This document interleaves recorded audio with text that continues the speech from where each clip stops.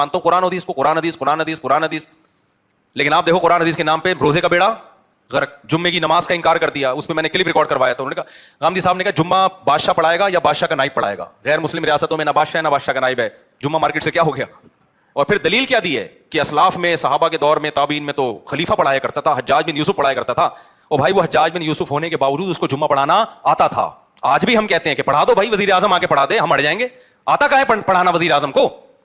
یہ اس کی کیا دلیل ہے کہ گورنر نہیں پڑھا رہا, تم امام بھی نہیں پڑھائے گا؟ آپ جمعے کو قرآن کی آیت ہے کہ تم پر جمعہ فرض کیا گیا ہے, جمعے کی طرف دوڑ کے آؤ تم. جمعے کی نماز ہم سب آپ کے کچھ متفرق تبصرے ہیں جو دنیا بھر میں بہت مقبول ہوئے, علماء نے اس کو ہدف تنقید بنایا, اس پر اشکالات افہامات پیش کیے. میں چاہتا ہوں اس موضوع پر پہلے آپ کا موقف ہم جانیں. کہا جاتا ہے کہ آپ کے نزدیک جمعے کا ممبر صرف حکمرانوں کے لیے یا ان کے مقرر کردہ نمائندوں کے لیے خاص ہے. آپ علماء اکرام کا جمعے کا خطبہ دینا اس کو درست نہیں سمجھتے. یہاں تک آپ نے کہا کہ یہ پرانے زمانوں کے انداز میں ہائی ٹریزن تھا. اور دوسری بات, غیر مسلم ممالک جہاں پر مسلم اکثریتی حکومتیں نہیں ہیں وہاں پر جمعے کے انعقاد کو آپ لازم نہیں سمجھتے. آپ کا پورا موقف کیا اب تک سامنے نہیں آ سکا. میں چاہتا ہوں اس نشست میں حسب سابق ہم سب سے پہلے آپ کی رائے جانیں, کہتے کیا ہیں آپ, استدلال کیا ہے؟ یہ بھی بالکل وہی معاملہ ہے جو تراویح کی نماز کے باب میں زیر بحث آیا ہے. میں نے کوئی اختلاف نہیں کیا, میں نے کوئی نیا اجتہاد بھی نہیں کیا, میں نے اصل حقیقت کو واضح کرنے کی کوشش کی ہے. اچھا, جس طرح میں نے اس سے پچھلی ایک نشست میں بتایا تھا کہ تراویح کے نماز کے بارے میں نے یہ بتانے کی صحیح کی ہے کہ اس کی حقیقت کیا ہے. رسالت مآب صلی اللہ علیہ وسلم کے زمانے میں یہ نماز کس طرح پڑھی جا رہی تھی, بعد کے زمانوں میں کیا ہوا, ہمارے ہاں جو روایت قائم ہو چکی ہے وہ اپنی کیا تاریخ رکھتی ہے. یہی صورتحال جمعے کی ہے. چنانچہ میں پہلے آپ کو یہ بتاتا ہوں کہ میں نے اپنی کتاب میزان میں جمعے کو کس طرح بیان کیا ہے. اچھا, یہ ظاہر ہے کہ ایک ایسی نماز ہے جس کا ذکر قرآن میں بھی ہے, جس کو ایک سنت کے طور پر جاری کیا گیا ہے. اس کی بڑی غیر معمولی اہمیت ہے. دین میں جب کوئی چیز اس اہمیت کی حامل ہے تو یہ ضروری ہے کہ اس کو اس کی اصل کے لحاظ سے پورے تدبر کے ساتھ سمجھ لیا جائے. ٹھیک, جب آپ اس کو سمجھ لیں گے تو میں نے جو کچھ وقتاً فوقتاً کہا ہے وہ بھی واضح ہو جائے گا. میں نے لکھا ہے جمعے کے دن مسلمانوں پر لازم کیا گیا ہے کہ نماز ظہر کی جگہ وہ اسی دن کے لیے خاص ایک اجتماعی نماز کا اہتمام کریں. اچھا, ہم پر جو 5 نمازیں فرض کی گئی ہیں ان کے بارے میں ہم جانتے ہیں کہ وہ گھر میں بھی پڑھی جا سکتی ہیں, تنہا بھی ادا کی جا سکتی ہیں. یہ بالکل صحیح ہے کہ اگر معبد قریب ہے یا چند لوگ جمع ہیں تو اسی بات کی ترغیب دی گئی ہے اور اس کو بہت باعث اجر قرار دیا گیا ہے کہ ہم وہ نماز جماعت کے ساتھ پڑھیں, ہم معبد میں جا کر پڑھیں. تاہم نماز اگر تنہا بھی پڑھ لی جائے تو ادا ہو جاتی ہے. جمعے کے بارے میں یہ نہیں ہے. جمعے کی نماز اپنی ابتدا ہی سے ایک اجتماعی نماز ہے. اس میں جماعتی ہونی ہے.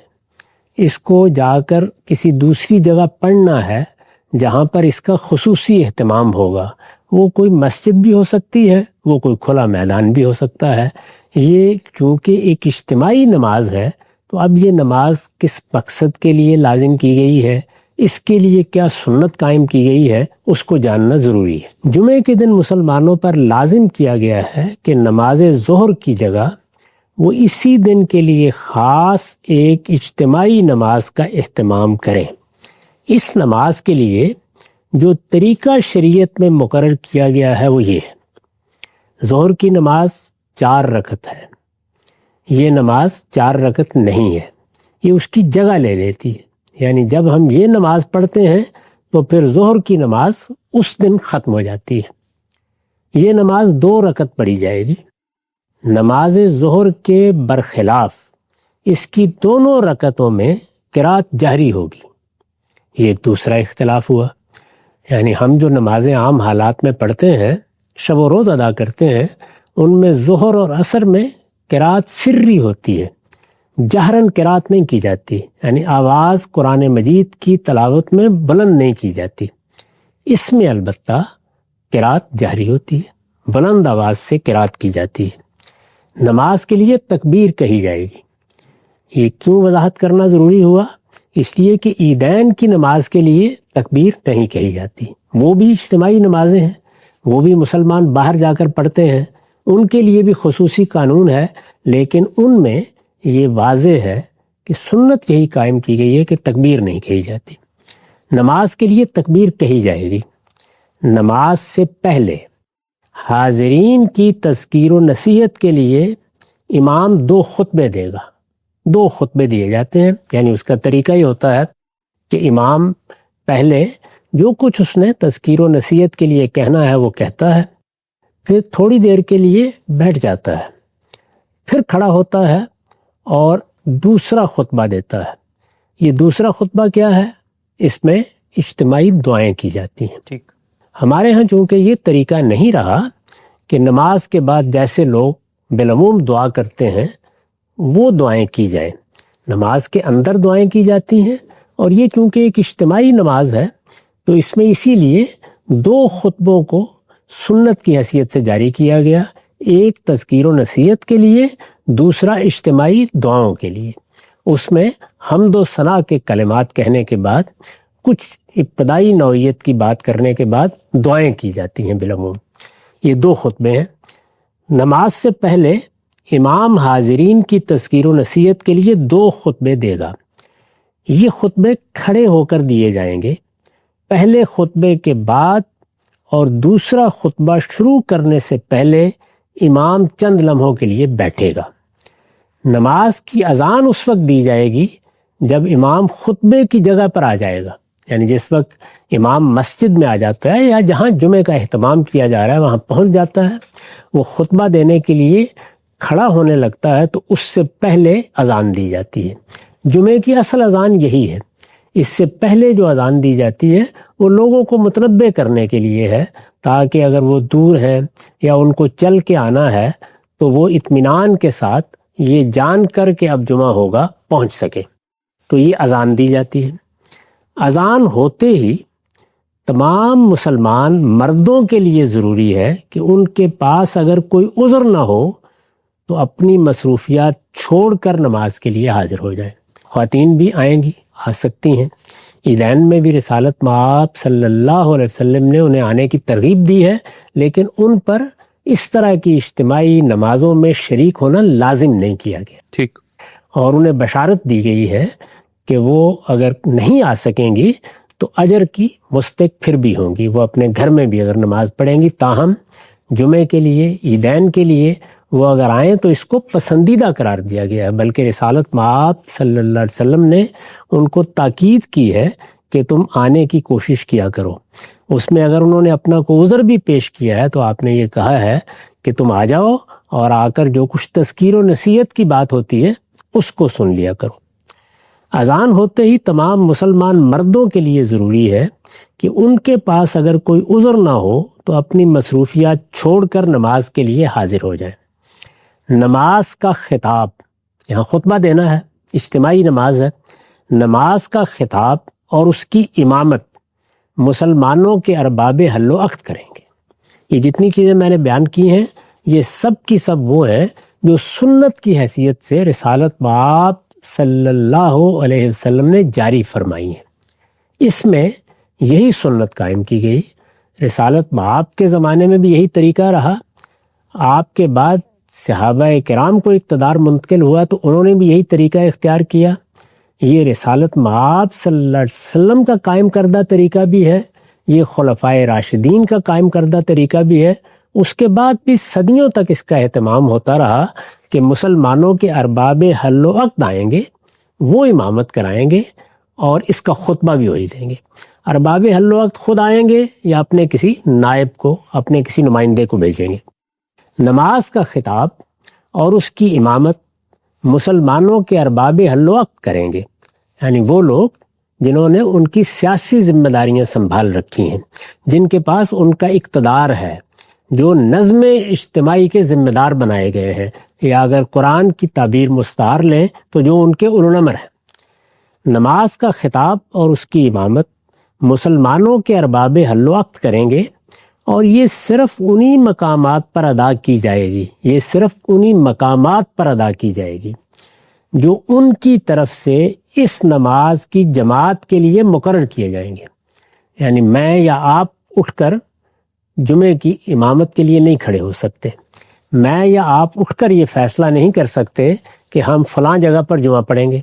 شب و روز کی 5 نمازوں کے معاملے میں یہ فیصلہ ہم ہی کرتے ہیں، بلکہ اگر کسی محلے میں مسجد بنانی ہے تو وہ بھی ہم ہی فیصلہ کرتے ہیں۔ لیکن جمعے کے معاملے میں جو سنت قائم کی گئی وہ یہ تھی کہ یہ فیصلہ ارباب حل وقت کریں گے کہاں کہاں جمعہ ہونا ہے۔ اس میں چونکہ ان کی طرف سے اہتمام کیا جانا ہے، ان کی طرف سے خطبے کی ذمہ داری کسی نے ادا کرنی ہے، ان کی طرف سے کسی نے امامت کے لیے آنا ہے، اور یہ ایک بڑا اجتماع بھی ہے۔ اس میں بہت سی چیزیں نظم و نسق کے حوالے سے بھی زیر بحث آ سکتی ہیں، اس لیے یہ ان کی ذمہ داری ہے کہ وہ اس کی جگہ مقرر کریں، اور جہاں وہ خود یا ان کا کوئی نمائندہ اس کی امامت کے لیے موجود ہوگا۔ یعنی دونوں چیزوں کو دیکھا جائے گا، ایک یہ کہ انہوں نے حالات کے لحاظ سے، انہوں نے اپنی سلطنت کے مختلف حصوں کے لحاظ سے، انہوں نے شہروں اور دیہات کے لحاظ سے، انہوں نے لوگوں کی سہولت کے لحاظ سے کون سی جگہ مقرر کی ہے جہاں جمعہ ادا کیا جائے گا، اور یہ کہ ان کی طرف سے کیا وہاں حاضری ہو سکے گی۔ یہ چونکہ ان کی ذمہ داری ہے تو اس تمام معاملے میں انہی کو فیصلہ بھی کرنا ہے۔ یہ بھی سنت قائم کی گئی۔ قرآن میں اس نماز کا ذکر اس طرح ہوا ہے، یہ نماز اپنی اہمیت کے لحاظ سے قرآن مجید میں بھی زیر بحث آ گئی ہے۔ اس میں مسلمانوں سے کوتاہی ہوئی، رسالت مآب صلی اللہ علیہ وسلم خطبہ دے رہے تھے، کوتاہی ہوئی تو قرآن مجید میں ذکر بھی ہوا، تاکید بھی کی گئی، اور یہ بتایا گیا کہ اس اجتماعی نماز کی کتنی اہمیت ہے۔ قرآن کے الفاظ ہیں، یہ سورہ جمعہ ہے، 9 سے 10 آیات ہیں۔ یا ایھا الذین آمنوا اذا نودی للصلاۃ من یوم الجمعۃ فاسعوا الی ذکر اللہ وذروا البیع ذالکم خیر لکم ان کنتم تعلمون فاذا قضیت الصلاۃ فانتشروا فی الارض وابتغوا من فضل اللہ واذکروا اللہ کثیرا لعلکم تفلحون۔ ترجمہ ہے، ایمان والو پیغمبر کی قدر پہچانو، اور جمعے کے دن جب اس کی طرف سے نماز کے لیے اذان دی جائے تو اللہ کے ذکر کی طرف مستعدی سے چل کھڑے ہو اور خرید و فروخت چھوڑ دو، یہ تمہارے لیے بہتر ہے اگر تم جانو۔ پھر جب نماز ختم ہو جائے تو زمین میں پھیل جاؤ اور اللہ کا فضل تلاش کرو، اور اللہ کو کثرت سے یاد کرتے رہو تاکہ تم فلاح پاؤ۔ یہ اس نماز کے بارے میں قانون ہے۔ میں نے عرض کیا کہ میں نے اس میں وہ چیزیں بیان نہیں کی جو اخبار احاد میں آئی ہیں اور جن میں رسالت مآب صلی اللہ علیہ وسلم نے اس کی اہمیت واضح کی ہے، یا اس کے بارے میں کسی چیز پر توجہ دلائی ہے، یا اس کے بعض آداب بتائے ہیں۔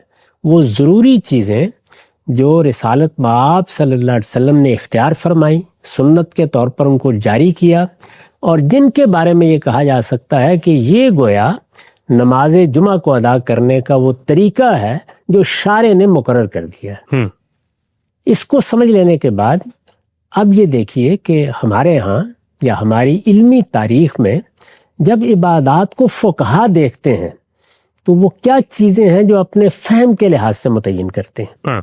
یہ میرا طریقہ ہے، یعنی میں کیا طریقہ اختیار کرتا ہوں کہ جو مقرر کردہ طریقہ ہے وہ بیان کر دیتا ہوں، اس کے بعد پھر فقہی معاملات زیر بحث آتے ہیں۔ وہ جیسے دیکھتے ہیں اس میں سب سے پہلے وہ ایک ایک چیز کی اجزاء میں اس کو متعین کر کے قدر و قیمت بھی طے کرتے ہیں۔ مثال کے طور پر فلاں چیز نماز کے لیے شرط ہے، یہ صرف جمعہ کا معاملہ نہیں ہے بلکہ تمام عبادات میں ایسے ہی ہے، فلاں چیز نماز کے لیے شرط ہے، جیسے حج کے لیے احرام شرط ہے، جیسے نماز کے لیے وضو شرط ہے۔ تو شرائط کو متعین کریں گے، کیا چیزیں ایسی ہیں کہ جو اگر نہ ہوئیں تو نماز ہی نہیں ہوگی، حج ہی نہیں ہوگا۔ شرائط متعین کرتے ہیں۔ پھر کیا کرتے ہیں؟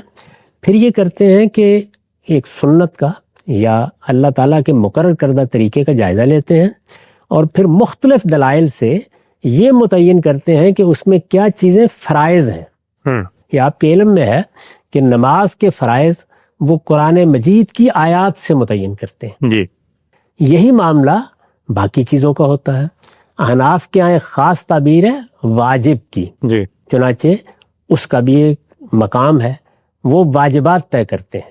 آپ نے سنا ہوگا کہ جب سجدہ سہو کے بارے میں بات ہوتی ہے تو یہ بتایا جاتا ہے کہ یہ اس وقت کیا جائے گا جب کوئی واجب کسی نے چھوڑ دیا ہے.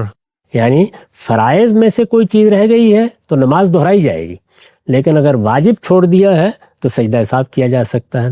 اسی طرح کیا چیزیں ہیں کہ جو رسالت مآب صلی اللہ علیہ وسلم نے لازم بھی نہیں کی، ان کے بارے میں یہ بھی نہیں کہا جا سکتا کہ ان کو چھوڑ دیا تو اس کی تلافی کرنی ضروری ہے، لیکن وہ آپ کا اسوہ ہے، اس کو وہ اپنے طریقے پر بالعموم سنتی کے لفظ سے تعبیر کرتے ہیں.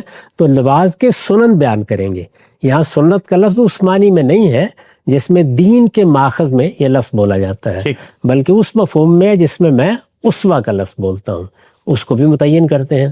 اسی طرح وہ چیزیں جو رسالت مآب صلی اللہ علیہ وسلم نے کبھی کہی ہیں یا ان کے بارے میں پسندیدگی کا اظہار کیا ہے، ان کو بھی مستحبات کی فہرست میں رکھ کے بیان کیا جاتا ہے. یہ ان کا طریقہ ہے. ظاہر ہے کہ وہ جمعے کو بھی ایسے ہی دیکھیں گے. جب وہ جمعے کو اس طریقے سے دیکھتے ہیں تو اس میں چند سوالات پیدا ہوتے ہیں. ان میں سے 2 سوالات ایسے ہیں جو بڑی اہمیت اختیار کر گئے. میں نے یہاں پر جو عبارت آپ کو سنائی ہے اس کو ذرا پھر سنیے، میں نے اس کو کس طرح دیکھا ہے اور فقہا کیسے دیکھتے ہیں. میں نے لکھا ہے اور میں یہ سنا چکا ہوں، دہرا رہا ہوں تاکہ بات واضح ہو جائے. نماز کا خطاب اور اس کی امامت مسلمانوں کے ارباب حل وقت کریں گے، اور یہ صرف انہی مقامات پر ادا کی جائے گی جو ان کی طرف سے اس نماز کی جماعت کے لیے مقرر کیے جائیں گے، اور جہاں وہ خود یا ان کا کوئی نمائندہ اس کی امامت کے لیے موجود ہوگا. یہ 2 باتیں میں نے اس طرح بیان کی ہیں. یعنی ارباب حل وقت مسلمانوں کے اولوالامر وہ طے کریں گے کہ کس جگہ نماز پڑھی جائے گی. وہ کسی گاؤں میں طے کر دیں، وہ کسی بڑے علاقے میں طے کر دیں، وہ اسے شہروں تک محدود کر دیں. وہ اصل میں انتظامی ضرورتوں کو سامنے رکھ کر، چونکہ یہ نماز ان کے اہتمام میں ادا ہونی ہے، وہ طے کریں گے. اس سے یہ بحث پیدا ہوئی فقہا کے ہاں کہ وہ جگہ کیا ہونی چاہیے. چنانچہ اس کو مصر جامع سے تعبیر کیا جاتا ہے. اچھا. اس پر بڑی بحثیں آپ کو ملیں گی کہ جمعہ مصر جامع میں ادا ہوگا. اب یہ کہ مصر جامع کیا ہے، اس کی تعریف کیا ہے، یعنی اس میں پھر آپ یہ دیکھتے ہیں کہ بہت اختلافات ہیں. یعنی آپ دیکھتے چلے جائیں، مالکیہ کو دیکھیں، آپ شوافے کو دیکھیں، آپ احناف کو دیکھیں، وہ یہ طے کرنے کی کوشش کرتے ہیں. میں نے اس معاملے میں یہ بتایا ہے کہ یہاں استدلال میں غلطی ہو رہی ہے. یہ چونکہ ارباب حل وقت سے متعلق نماز ہے، ان کو حالات دیکھ کر طے کرنا ہے کہ کہاں ہونی چاہیے، تو اس سے وہ مسئلہ ختم ہو جاتا ہے. یعنی میرے ہاں وہ مسئلہ ہی نہیں ہے، لیکن وہ جس جگہ سے معاملے کو دیکھتے ہیں، جیسے انہوں نے نماز کے فرائض کو جس طرح طے کرنے کی صحیح کی ہے، وہ جب دیکھتے ہیں تو ان کے لیے یہ کوئی واضح بات سامنے نہیں آتی کہ پھر بعض جگہوں پر حضور نے جمعے کا انعقاد نہیں کرنے دیا، خلفائے راشدین نے بھی نہیں کرنے دیا، ان کے زمانے میں ایک عمومی طریقہ بھی رہا ہے. پھر یہ مصر جامع کون سا ہے؟ 40 لوگ ہونے چاہیے، 30 لوگ ہونے چاہیے، وہاں کیا ہونا چاہیے، کیا نہیں ہونا چاہیے، کیا کوئی بازار ہونا چاہیے؟ یہ بہت سی بحثیں آپ کو فقہا کے یہاں ملتی ہیں. میرے نزدیک یہ بحث ہی کوئی بحث نہیں ہے. اصل یہ ہے کہ جنہوں نے بندوبست کرنا ہے وہی اس کے مقامات مقرر کریں گے. جو مقام وہ مقرر کر دیں گے وہاں جمعہ پڑھا جائے گا. ایک بات. دوسری بحث یہ پیدا ہوئی کہ یہ چیز کہ ان کو نماز کی امامت کرانی ہے، ان کو نماز کا خطبہ دینا ہے، اس کی کیا حیثیت ہے؟ کیا یہ فرض ہے؟ کیا یہ واجب ہے؟ کیا یہ نماز کے لازمی اعمال میں شامل ہے یا یہ کوئی شرط ہے؟ یہ بحث ہے. یعنی یہ ایک سنت ہے، یہ طریقہ رہا ہے، اس میں کسی کو کوئی اختلاف نہیں ہے، نہ شوافے کو، نہ حنابلہ کو، نہ مالکیہ کو. احناف تو میں ابھی عرض کروں گا کیا کرتے ہیں. بحث یہ ہے کہ اس کی حیثیت کیا ہے. ایسا ہوتا ہے نا کہ ایک چیز پسندیدہ ہے، آداب میں سے ہے، عمومی طریقہ یہی ہے، لیکن نہ یہ فرض و واجب ہے نہ یہ شرط کے طور پر بیان ہوئی ہے. یہ بحث ہے. یہ سمجھ لینا چاہیے کہ جب ہم یہ کہتے ہیں کہ یہ چیز سنت کے طور پر جاری کر دی گئی ہے تو اس کا ایک پہلو تو یہ ہوتا ہے کہ وہ چیز ثابت ہے، وہ چیز رسالت مآب صلی اللہ علیہ وسلم کی طرف سے مشروع ہو گئی ہے، اس کو جاری کر دیا گیا۔ ایک دوسری بحث یہ ہوتی ہے کہ اس کی حیثیت کیا ہے، یعنی کیا 5 وقت کی نماز فرض ہے، کیا وطر واجب ہے، یہ ہے نا بحثیں۔ جو نوافل ہم پڑھتے ہیں ان کی کیا حیثیت ہے، یہ وہ حیثیت طے کرنے کا معاملہ سنت کے فہم سے تعلق رکھتا ہے، جس طرح قرآن مجید کے فہم سے۔ قرآن مجید میں ایک قانون بیان ہوتا ہے، اس قانون یا اس حکم کو قرآن نے بیان کر دیا، اب یہ کہ اس کی حیثیت کیا ہے۔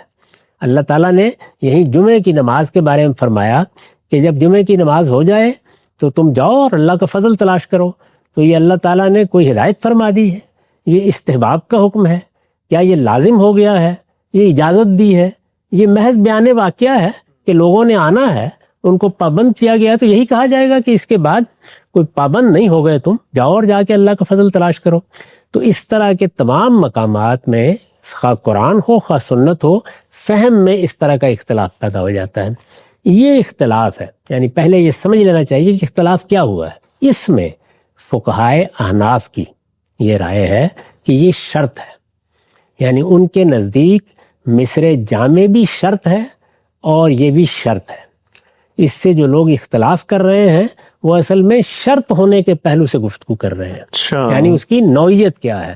وہ اس سے اختلاف نہیں کر رہے کہ رسالت مآب کے زمانے میں یہی طریقہ تھا، اس سے اختلاف نہیں کر رہے کہ خلفائے راشدین نے اس کا اہتمام اسی طریقے سے کیا ہے۔ اس میں کوئی ادنی اختلاف بھی مسلمانوں کے ہاں آپ کو نہیں ملے گا۔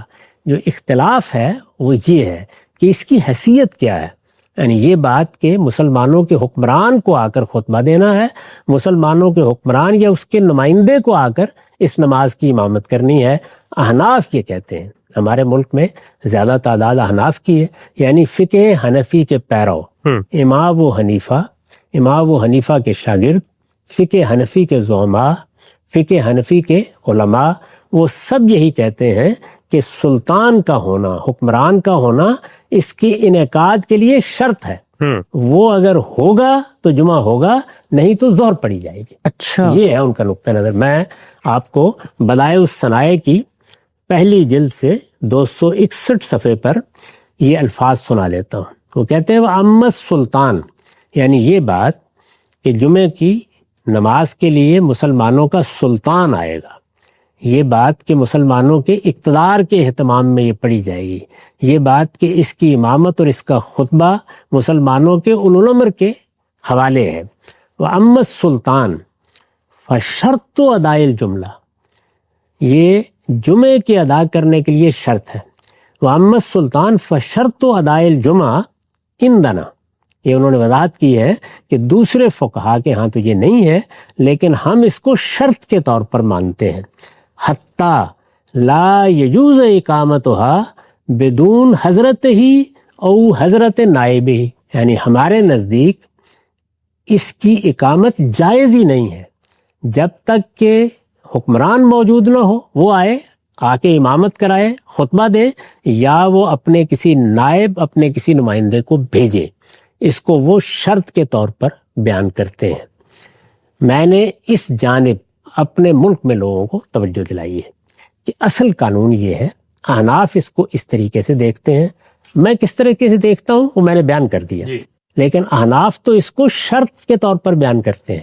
ان کے نزدیک یہ ایسے ہی ہے جیسے وضو کرنا نماز کے لیے شرط ہے، اسی طریقے سے سلطان، مسلمانوں کا حکمران، اس کی طرف سے اہتمام، اس کے کسی نائب کا آ کر امامت کرانا، خطبہ دینا، یہ جمعے کے شرائط میں سے ہے۔ اگر کسی جگہ یہ شرط پوری نہیں ہوتی تو وہاں جمعہ نہیں پڑھا جا سکتا۔ ان کے الفاظ ہیں لا یجوز اقامتها، یعنی اس طرح کی جگہوں پر یا اس طرح کی صورتحال میں جمعے کی اقامت جائز ہی نہیں ہے۔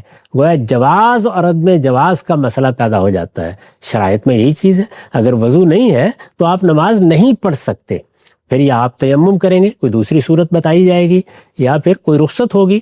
لیکن یہ کہ جو چیز شرط ہے وہ جب تک پوری نہیں ہو جاتی اس وقت تک وہ عبادت ادا ہی نہیں کی جا سکتی۔ احناف کا نقطہ نظر یہ ہے۔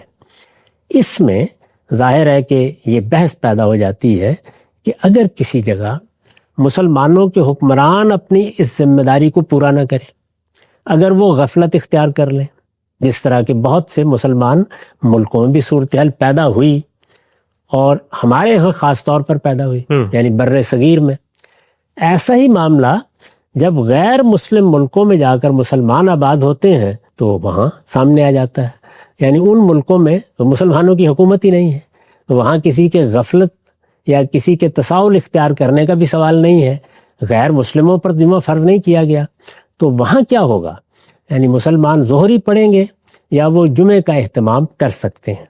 یہ مسئلہ ہے جس کا تعلق اجتہاد سے ہے. صاحب نقطہ نظر آپ کا بالکل دور دو چار کی طرف واضح ہو گیا، یہاں تک کہ خود احناف کے ہاں اس کے انعقاد کی شرائط کیا ہیں وہ بھی ہم نے غامدی صاحب کی زبانی سنی، لیکن کچھ بہت اہم سوالات ہیں. اگر یہ شرائط پوری نہیں ہوتی تو کیا جمعے کا انعقاد ہوگا یا نہیں ہوگا؟ اس کے ساتھ ساتھ بعض آثار پیش کی جاتے ہیں. خود رسالت پاک صلی اللہ علیہ وسلم نے ریاست کے قیام سے پہلے جمعے کا انعقاد کروایا، تو کیا حکمران یا اس کا مقرر کردہ امام ہونا لازمی شرط ہے یا نہیں؟ ہم سب یہ بات تو آپ نے بتائی کہ جو سنت جاری کی گئی ہے اس میں جمعے کا انعقاد حکمران یا اس کا مقرر کردہ کوئی امام کرے گا. یہی آپ کی رائے ہے، یہی ہمارے علم کی رائے ہے، ماضی کے علماء کے حوالے بھی آپ نے پیش کیے تھے.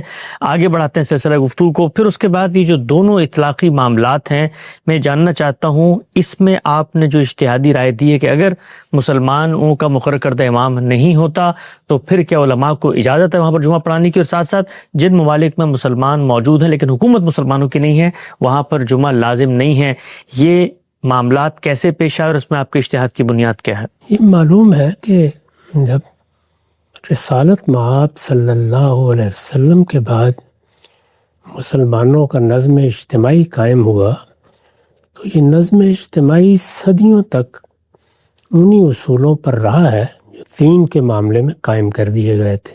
ہمارے ہاں خلفائے راشدین کا زمانہ ہو، بنو امیہ کا زمانہ ہو، بنو عباس کا زمانہ ہو، یہی روایت رہی.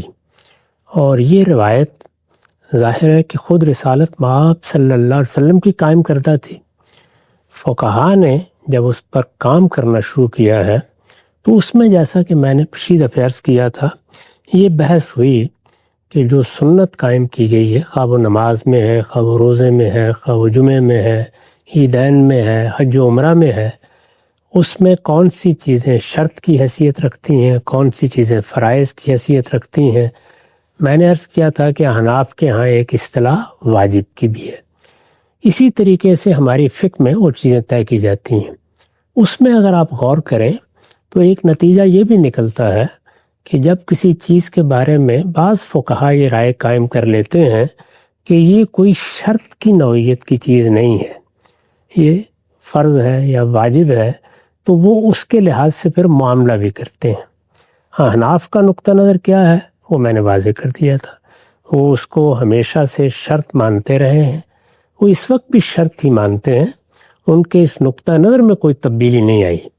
یہ سوال پیدا ہوا کہ مسلمانوں کے حکمران اگر یہ ذمہ داری انجام دینے کے لیے تیار نہیں ہیں، ظاہر ہے کہ حکمرانوں کے اطوار میں، ان کے کام کرنے کے طریقوں میں وقت کے ساتھ انحطاط بھی آتا ہے، انحرافات بھی پیدا ہوتے ہیں.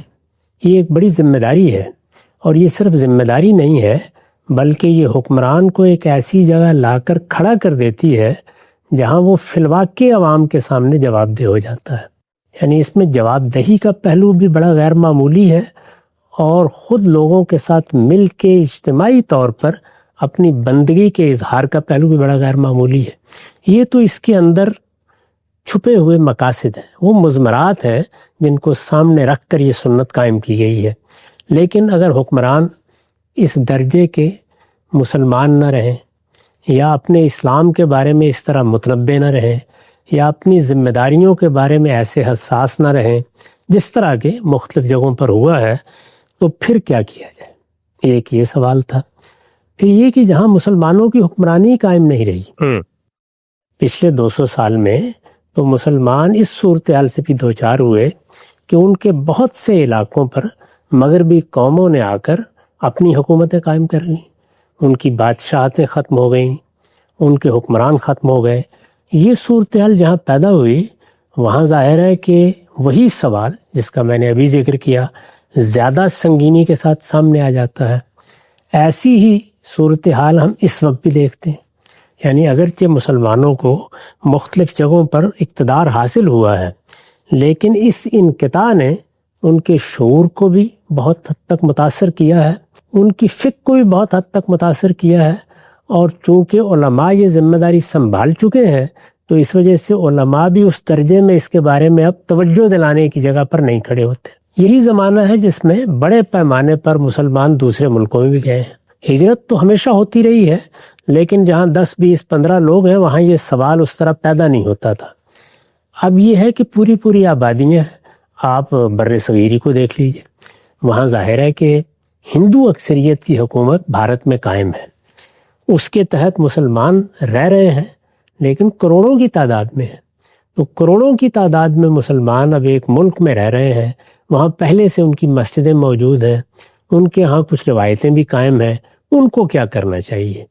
یہ میرے نزدیک وہ مسئلہ ہے جو مسلمانوں کو مختلف وجوہ سے پیش آیا. وہ وجوہ میں نے عرض کر دی ہے، یعنی کسی جگہ حکمرانوں کے ہاں انحراف، تغافل، سستی پیدا ہوئی، اور کسی جگہ پر حکمرانی نہیں رہی، اور وہ بھی کہ ہجرت کے نتیجے میں اب مسلمان دنیا کے بہت سے ملکوں میں ہزاروں لاکھوں کی تعداد میں موجود ہے. امریکہ میں دیکھ لیں، یورپ میں دیکھ لیں، بہت سے ملکوں میں تو اب اتنی بڑی تعداد ہے کہ اس کو ایک طرح سے ریاست کے نظم میں بھی دخل انداز ہونے کے مواقع مل رہے ہیں. اس صورتحال میں کیا ہونا چاہیے؟ یہ سوال ہمارے سامنے بھی ہے، یہ سوال ماضی میں بھی سامنے آیا ہے، علماء فقہاء اس پر گفتگو بھی کرتے رہے ہیں. اس میں میرے نزدیک جو صحیح اصول ہے وہ وہی ہے کہ جس وقت دین کے کسی حکم پر اس کے حدود و شرائط کے ساتھ اس کے بارے میں اللہ تعالیٰ نے یا اللہ کے پیغمبر نے جو قاعدے مقرر کیے ہیں انہیں ملحوظ رکھتے ہوئے عمل کرنا ممکن نہ رہے تو کیا کرنا چاہیے؟ ایک جواب یہ ہوگا کہ پھر وہ کام ہی چھوڑ دیں.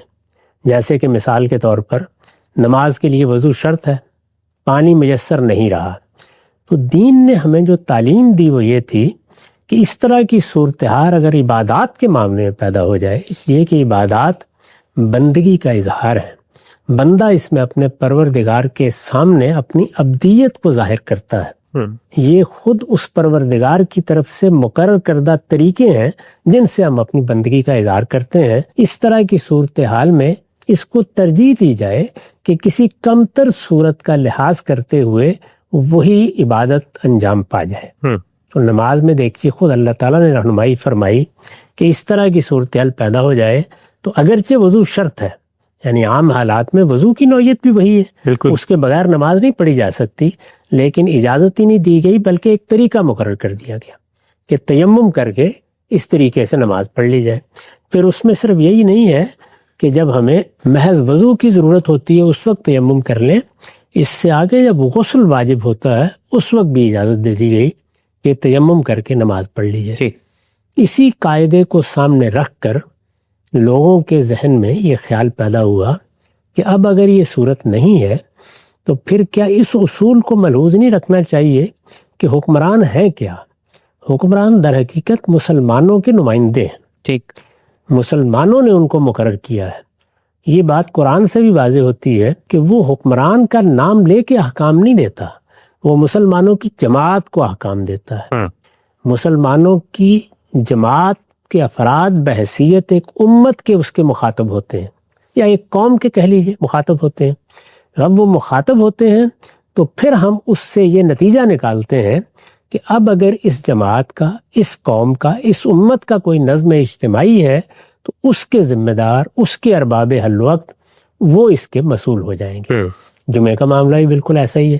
یعنی مسلمان جب ایک امت کی حیثیت سے اپنی الگ حیثیت متعین کر لیتے ہیں تو خود رسول اللہ کا عمل یہ بتا رہا ہے کہ آپ نے جمعے کا حکم دے دیا. جیسے کہ ہجرت ہوئی تو ابھی جا کر آپ نے باقاعدہ وہاں نظم حکومت قائم نہیں کیا تھا، لیکن آپ نے لوگوں سے یہ کہا کہ وہ جمعے کا اہتمام کریں. اس سے یہ نتیجہ نکلتا ہے کہ اصلاً اس حکم کا مخاطب بھی مسلمان بحیثیت قوم، بحیثیت جماعت ہے. جب وہ بحیثیت جماعت ہے تو عام حالات میں تو یہی ہوگا اور یہی ہونا چاہیے کہ ان کا اگر کوئی اجتماعی نظم قائم ہے تو اس کے ذمہ دار آئیں اور اس کا اہتمام کریں. اگر وہ لوگ یہ ذمہ داری انجام نہیں دے رہے یا وہ موجود نہیں رہے تو مسلمان बैसियत जमात इसका एहतमाम करें। अच्छा, उन्हें ये करना चाहिए ताकि एक नमाज जो इज्तिमाई नमाज है, जो मुसलमानों को मस्जिद के साथ बाकायदा मुतल्लक करती है, इसलिए कि वो घर में पढ़ी ही नहीं जा सकती, उसमें माबद और मस्जिद ये मुसलमानों के लिए कम से कम हफ्ते में एक दिन उनकी इज्तिमाइयत का मरकज़ बन जाता है। तो इस वजह से असल हुक्म के मुखातब की हैसियत से उनके फैसले को कबूल कर लिया जाए इस मामले में, यानी कम्युनिटी, मुसलमानों की जमात वो फैसला कर ले कि क्या इसका इनेकाद होना है। अगर उसका इनेकाद होना है तो उसकी जगह भी वो मुतय्यन कर देगी, और अपनी तरफ से जैसे हुक्मरान को ये हक था कि वो अपना नुमाइंदा मुकर्रर करे, इसी तरह मुसलमानों की जमात भी काम कर लेगी। ये एक इज्तिहादी इतलाक है जिसके तहत फिर उलमा ने जुमा पढ़ाना शुरू किया। उसमें बहुत बहसें भी रही हैं। मैंने पिछले बार भी अर्ज़ किया था कि ये बहस रही कि हमने एक इज्तिहाद किया है, लेकिन इस वक्त तो अगर देखा जाए तो ज़ोहर की नमाज फ़र्ज होती है, तो फिर एहतियाती तौर पर ज़ोहर भी पढ़ी जाती रही। ठीक, इस तरह के नशेब व फराज रहे हैं। आहिस्ता आहिस्ता लोग इसके आदी हो गए, फिर वो जुमा ही पढ़ने लग गए। और अब हम ये देखते हैं कि जिन मुल्कों में ये नज़म कायम नहीं है, बहुत से मुल्कों में तो वही सूरत हाल है, वहाँ हुक्मरान ही तकर्रुर करते हैं, जामे मस्जिद उन्हीं के एहतमाम में होती है, उनकी इजाज़त के बगैर कोई वहाँ जुमे का इनेकाद नहीं कर सकता। जामे मस्जिद कहाँ बननी है इसकी इजाज़त भी वही देते हैं, लेकिन हमारे यहाँ ये सूरत हाल नहीं है।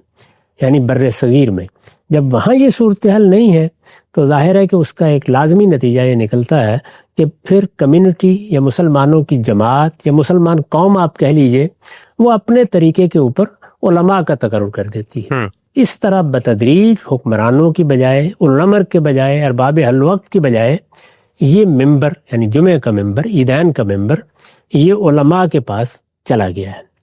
मेरे नज़दीक, और मैं इसकी बार बार तकरार करता हूँ कि ये तवज्जो दिलानी चाहिए, हुक्मरान जहाँ मौजूद हैं उनको कहना चाहिए कि वो ये काम करें। इसी तरीके से जिन मुल्कों में मुसलमानों की हुक्मरानी नहीं है, जहाँ वो दूसरी कौमों के तहत रह रहे हैं, ये दूसरे मज़ाहिब की कौमों के तहत रह रहे हैं, वहाँ भी उन्हें ये तवज्जो दिलाई जाए कि वो अपनी कम्युनिटी का एक नज़म ज़रूर कायम करें, यानी पूरी कम्युनिटी का उन जिम्मेदारियों को अंजाम देने के लिए जिनमें किसी इख्तलाफ का सवाल नहीं है। जनाजे होने हैं, जनाजे की नमाज पढ़ी जानी है, मैयतों को दफनाना है, कब्रस्तानों का अहतमाम करना है, इसी तरह जुमा ईदैन का अहतमाम है।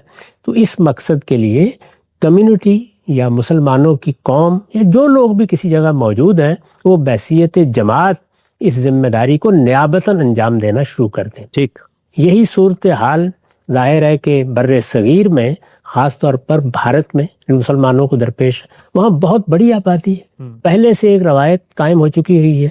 वहाँ ज़्यादा बड़ा मसला इसलिए पैदा नहीं हुआ कि जो मसला इस वक्त वहाँ मुसलमानों को दरपेश है वही अंग्रेज़ों के आने के बाद दरपेश था। तो इसलिए जो इज्तिहाद किया गया था उसके मुताबिक वहाँ भी अमल हो रहा है। वही रवायत पाकिस्तान बनने के बावजूद, बांग्लादेश की एक अलग हुकूमत कायम होने के बावजूद दोनों मुल्कों में भी है। यानी जो मेंबर उलमा के पास चला गया था वो उलमाई के पास है, और उलमा उसको अब आसानी से छोड़ने के लिए भी तैयार नहीं है। तो इस वजह से इस इज्तिहादी पहलू को भी वाज़ेह किया जाए और इसके साथ असल की तरफ तवज्जो भी दिलाई जाए, क्योंकि वो बहुत बड़ी बात है कि मुसलमानों के हुक्मरान अपनी इस जिम्मेदारी को पहचाने।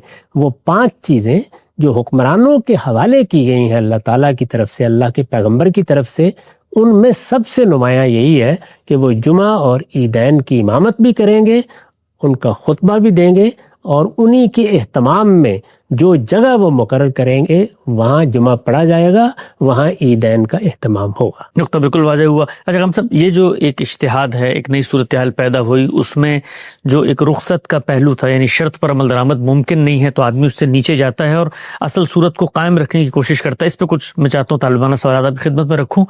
पहली चीज़ ये है कि जो दीन के अहकामात हैं उनमें जब शराइत अल्लाह ताला ने रखती हैं तो उन शराइत रखने के पीछे कोई हिकमत है, कोई मकसदियत है, कोई वजह है। अगर वो शर्त नहीं पाई जाती तो उस काम का इनेकाद नहीं होना चाहिए है। नमाज के बाब में तो चूंकि वो फ़र्ज है, सब ने पढ़नी है और हालत में पढ़नी है, तो वहाँ पर तो अगर एक सूरत पर अमल दरामद नहीं हो रहा, वज़ू के लिए पानी नहीं, तो चले आप नीचे जाएंगे और तयम्मुम कर लेंगे, रुखसत पर अमल दरामद हो जाएगा। लेकिन मिसाल के तौर पे जिहाद है, अब जिहाद के बारे में भी अल्लाह ताला ने शर्त रखी हुई है, सुन्नत में आती है कि भाई आपका एक ایک حکمران ہوگا اور اس کا فیصلہ ہوگا, اور اگر وہ نہیں ہے تو پھر آپ پیرالل حکومت قائم کریں گے. تو اب اگر یہی استدلال وہاں پر کیا جائے کہ چونکہ وہاں کچھ نہیں ہے اس لیے جبہے اٹھے اور اپنے طور پہ انہوں نے فریضہ انجام دینے کی کوشش کی, تو اس کے نتیجے میں حکم دینے کی جو غرض و غایت تھی وہ تو خراب ہو گئی. جہاد کا تقابل تو اس لیے نہیں کیا جا سکتا کہ جہاد کے معاملے میں تو آپ کو تلوار اٹھانا ہوتی ہے, لوگوں کی جان لینے کے لیے آپ اقدام کرتے ہیں. ٹھیک, یہی معاملہ حدود کا ہے, وہاں پر بھی عدالتی فیصلہ چاہیے.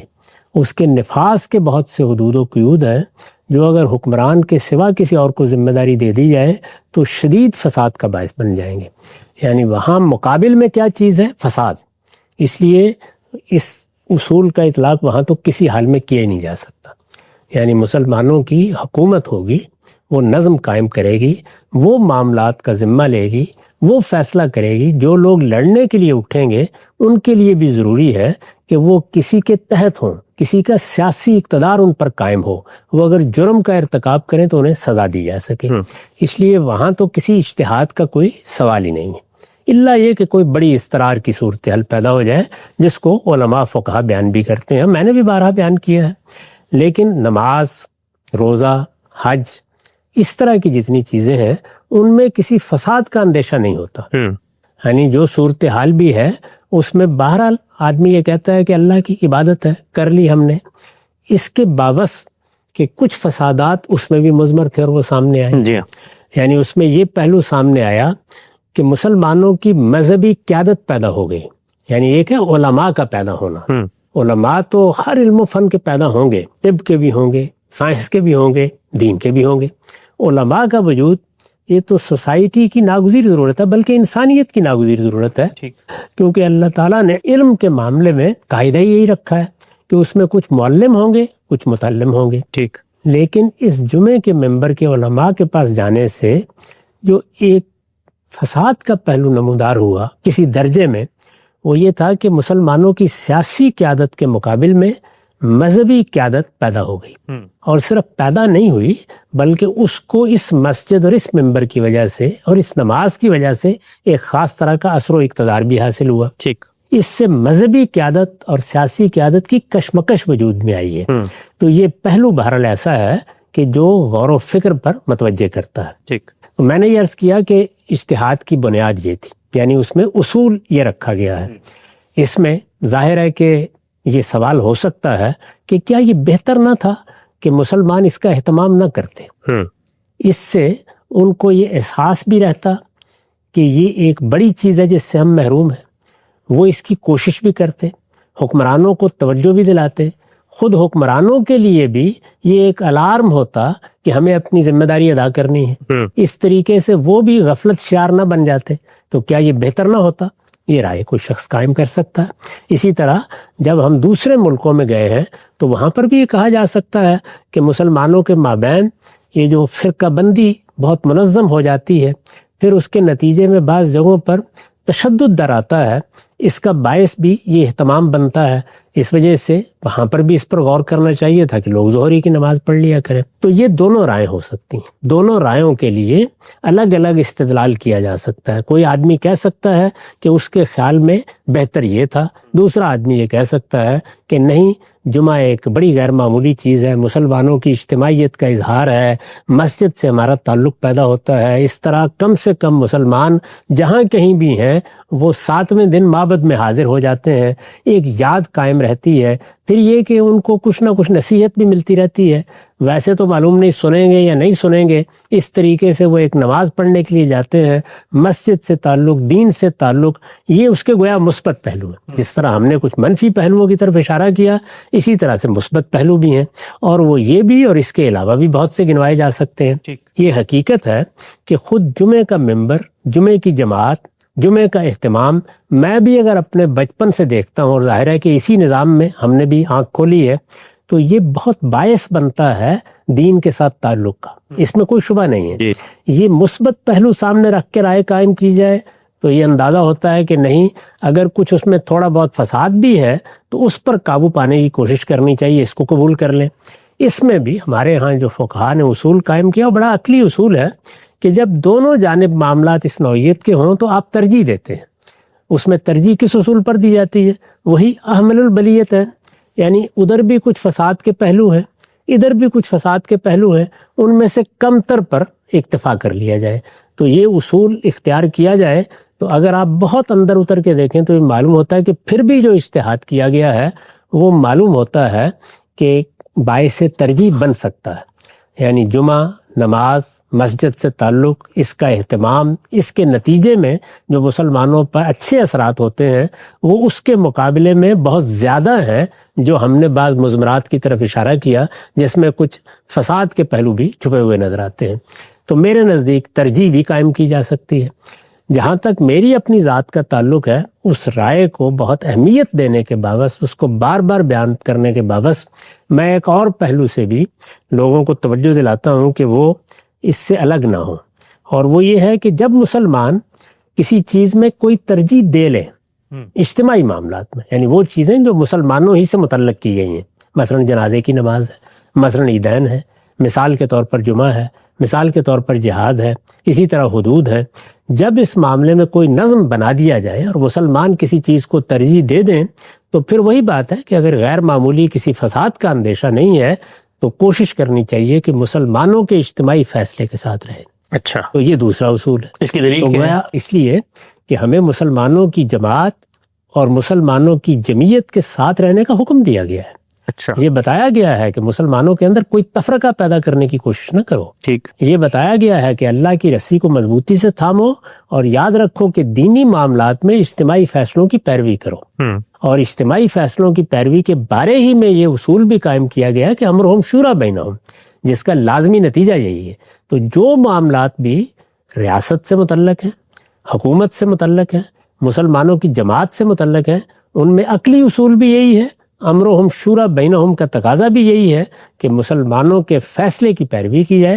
اس سے اگر ادنا درجے میں بھی کوئی اختلاف ہے یا بڑا اختلاف بھی ہے تو اس اختلاف کا اظہار کیا جائے، اس کے بارے میں دلائل دیں آپ، لیکن یہ کہ مسلمانوں کے نظم سے الگ ہو کر اپنے آپ کو جماعت سے الگ کر لینا، یہ اللہ تعالیٰ کے دین میں کسی لحاظ سے بھی قابل قبول نہیں ہے۔ اس میں جب باقاعدہ نظم ہوتا ہے تو وہاں تو رسالت مآب صلی اللہ علیہ وسلم نے فرمایا ہے کہ اگر مسلمانوں کے اجتماعی فیصلوں سے الگ ہو کے کھڑے ہو جاؤ گے تو ماتمیتتاً جاہلیہ۔ تو اس وجہ سے میرے نزدیک اگر تینوں چیزوں کو آپ ملحوظ رکھیں کہ اس معاملے میں جو صورتحال مسلمانوں کو درپیش ہوئی اس میں ان کے لیے کس چیز کی ترجیح تھی، یعنی کیا وہ ایسا سوچ سکتے تھے؟ پہلی چیز یہ سوچ سکتے تھے۔ دوسرے یہ کہ ترجیح کس چیز کی تھی؟ ترجیح اسی وقت دینے کا سوال پیدا ہوتا ہے جب دلائل دونوں جانب موجود ہوں۔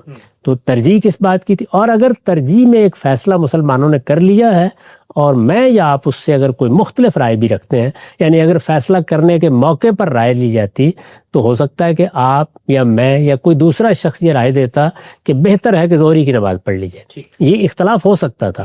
لیکن جب مسلمانوں نے عالمی سطح پر یہ فیصلہ کر لیا تو پھر اس فیصلے کے ساتھ ہی رہنا چاہیے، یہی دین کا حکم ہے، یہی رسالت مآب صلی اللہ علیہ وسلم کی ہدایات کا تقاضا ہے۔ نقطہ بالکل واضح ہو گیا۔ آپ سے تین بنیادی سوالات میں چاہتا ہوں ان کی بھی وضاحت سامنے آ جائے۔ نماز چونکہ ایک دینی فریضہ ہے تو اس کے بارے میں حکم بھی متعین ہے، فرض نمازیں یہ ہیں۔ آپ نے خود جہاں پر مسلمانوں کوئی حکومت کو یا ریاست کو جو اختیارات دیے گئے ہیں ان میں یہ لکھا ہے کہ جمعے کا اہتمام کیا جائے گا، اور اگر حکمران بلاتا ہے تو پھر جمعے پہ جانا بھی ہے۔ اب یہاں پر تو حکمران موجود نہیں ہے، ایک کمتر صورت ہے، اس سے نیچے کی صورت ہے، تو عام مسلمانوں کے لیے حکم کیا ہے اگر حکمران یا ان کا مقرر کردہ امام جمعے کا انعقاد نہیں کر رہا اور اجتہادی رائے کے نتیجے میں جمعہ منعقد ہو رہا ہے تو اب کیا مسلمان پر جمعے میں شرکت واجب ہے، لازم ہے یا نفل ہے؟ یہ تو میں نے عرض کر دیا کہ جب مسلمان کوئی فیصلہ کر لیں تو پھر اس فیصلے کی پابندی لازم ہے، اس سے الگ نہیں ہو سکتے ہم۔ رسالت مآب نے یہی تعلیم دی ہے، اس میں دیکھیے بار بار توجہ دلائی ہے کہ تم مثالی طور پر یہ خیال کر رہے ہو کہ وہ خلیفہ راشد ہو، نہیں، جیسا بھی حکمران ہوگا، جیسا بھی نظم ہوگا اس کا ساتھ دینا ضروری ہے۔ تو مسلمان جب نظم اجتماعی کے قائم مقام کے طور پر فیصلے کرتے ہیں تو وہ اصل میں اسی کی جگہ پر ہوتے ہیں، تو اس لیے میرے نزدیک لازم ہے کہ مسلمان جمعہ پڑھیں۔ ٹھیک ہے، آگے بڑھاتے ہیں سلسلہ گفتگو کو۔ اچھا ہم صاحب، حنفیوں کی تو آپ نے رائے بتائی تھی کہ ان کے شرط ہے حکمرانی، ان کا مقرر کردہ امام۔ جمعے کی بنیادی شرائط میں سے بعض آثار و روایات سے استدلال کر کے دیگر مکاتب فکر یہ کہتے ہیں کہ خود رسول پاک صلی اللہ علیہ وسلم نے جمعے کا انعقاد ریاست کے بننے سے پہلے شروع کر دیا تھا۔ مدینے کی طرف جب وفود بھیجے ہیں تو کہا جاتا ہے مصعب بن عمیر تھے، انہوں نے وہاں پہلے جا کر انصار کو دین کی تعلیم دینا شروع کی، اور پھر اس کے بعد رسالت پاک صلی اللہ علیہ وسلم کی آمد سے پہلے وہاں جمعے کا انعقاد ہو گیا۔ تو پھر سوال یہ ہے کہ اگر ریاست یا اس کا حکمران اور اس کا مقرر کردہ امام شرط ہے تو مدینہ کے اندر تو ریاست بنی نہیں تھی اور اللہ کے پیغمبر نے جمعے کا انعقاد کروا دیا۔ اسی کے ذیل میں پھر یہ سوال کرنا چاہیے کہ رسالت مآب صلی اللہ علیہ وسلم تو مکے میں موجود تھے، وہاں پر ایک باقاعدہ جگہ مقرر کی گئی تھی جہاں مل کے نماز بھی پڑھی جاتی تھی۔ جی، تو اگر عام جماعتیں ہو سکتی تھی تو جمعہ کیوں نہیں منعقد کیا گیا؟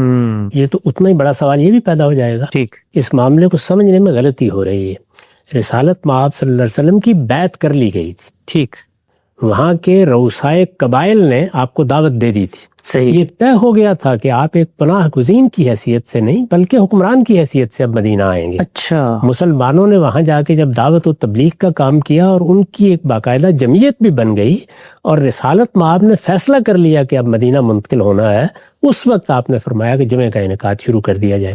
اسی سے میں نے اس استدلال کی طرف توجہ دلائی ہے کہ اس طرح کے جتنے احکام ہیں قرآن سے بھی یہی معلوم ہوتا ہے کہ وہ اصل جماعت کو دیے جاتے ہیں۔ تو مسلمان قوم جب قوم کی حیثیت سے وجود پذیر ہو گئی تو اس کے بعد جمعہ کے انعقاد کا فیصلہ کر لیا گیا۔ اس سے ہمیں یہ روشنی بھی ملتی ہے کہ اگر کسی جگہ حکمران نہیں ہے، اپنی ذمہ داری پوری نہیں کر رہا اور مسلمان اپنی اجتماعی حیثیت میں اس پوزیشن میں ہے کہ وہ اپنے فیصلے کر سکیں تو ان کو چاہیے کہ وہ جمعہ اور عیدین کا اہتمام کریں۔ نقطہ بالکل واضح ہو گیا۔ ہم سب آخری سوال اس ضمن میں، جس وقت یہ صورتحال تھی کہ مسلمانوں کی حکومت کا خاتمہ ہو گیا، اب علماء نے اجتہاد کیا، بر صغیر کی مثال لے لیتے ہیں، لیکن اب مسلمانوں کی وہاں حکومت ہے، اکثریت ہے، پاکستان بن گیا، علماء سے جب یہ کہا جاتا ہے کہ یہ تو خود آپ کی کتابوں میں لکھا ہوا ہے کہ اس کی حدود و شرائط ہیں، تو آگے سے ایک استدلال پیش کرتے ہیں کہ آپ جن حکمرانوں کے سپرد ہمیں ممبر کرنے کو کہہ رہے ہیں وہ تو قل هو اللہ احد بھی صحیح طرح سے نہیں پڑھ سکتے، ان کو تو نہ نماز کے مسائل پتہ ہے، نہ جنازے کے، نہ اور چیزوں کے، تو ان حکمرانوں کے سپرد جمعے کا ممبر کیسے کیا جا سکتا ہے جو دین کے الف بے تے سے واقف نہیں ہے؟ ان کے سپرد ہے، وہ تو اللہ تعالیٰ کر چکے، اللہ کا پیغمبر کر چکا، وہ میں نے یا آپ نے کسی عالم میں نہیں کرنا۔ ان کو چاہیے کہ اپنی یہ ذمہ داری انجام دیں، یہ ان کے سپرد ہے، ان کی ذمہ داری ہے۔ اسی اصول کے اوپر تو وہ مسلمان اپنے آپ کو مسلمان کی حیثیت سے پیش کرتے ہیں تو ہم ان سے باقی مطالبات کرتے ہیں۔ سوال یہ ہے کہ پھر علماء کو ان سے باقی مطالبات بھی نہیں کرنے چاہیے، نہیں کہنا چاہیے کہ نفاذ شریعت فرمائیے، نہیں کہنا چاہیے کہ حدود کو نافذ کیجیے۔ یہ وہی مسلمان ہے، یعنی یہ جیسے بھی ہیں، جس طرح کے بھی ہیں، یہ اگر دنیا سے رخصت ہوں گے تو ان کے جنازے پڑھے جائیں گے اور پڑھانے کے لیے بھی آپ کھڑے ہوں گے۔ ان کو مسلمان مانا جاتا ہے، ان کی تکفیر تو کوئی شخص نہیں کرتا۔ تو جیسے کچھ بھی مسلمانوں کے حکمران جہاں کہیں ہیں، یہ ان کی دینی ذمہ داریاں ہیں، یہ دینی ذمہ داریاں وہ انجام دیں گے تو ان کو انجام دینے کی اہلیت بھی اپنے اندر پیدا کریں گے۔ اس وجہ سے یہ تو بالکل ہی بےمانی استدلال ہے۔ اللہ تعالیٰ فیصلہ کر چکے، اللہ کا پیغمبر فیصلہ کر چکا، ہمارا کام یہ ہے کہ ہم ان دینی ذمہ داریوں کی طرف انہیں توجہ دلائیں۔ ہم جب حکمرانوں کو خطاب کرتے ہیں تو کیا پہلے ان سے یہ کہتے ہیں کہ ذرا اپنے اسلام کو درست کر لیجئے؟ ہم ان سے کہتے ہیں کہ تم چونکہ مسلمانوں کے حکمران ہو، اس وجہ سے اللہ تعالیٰ نے جو قانون دیا ہے اس کے مطابق فیصلے کرو۔ آیت پڑھ کے سناتے ہیں کہ من لم یحکم بما انزل اللہ فاولئک هم الکافرون، تو یہ کن کو دعوت دیتے ہیں؟ مسلمانوں کے ہی نہیں حکمرانوں کو دیتے ہیں۔ تو جیسے باقی چیزوں کی دعوت دیتے ہیں اسی طرح جمعے کے خطبے کی، جمعے کی امامت کی، جمعے کے اہتمام کی دعوت دیتے ہیں۔ نقطہ بالکل واضح ہو گیا۔ جمعے کی نماز سے متعلق جو دو اجتہادی معاملات ہیں اس میں غامدی صاحب کی آراء پر جو تنقید کی جاتی ہے اس کا ہم نے جواب طلب کیا۔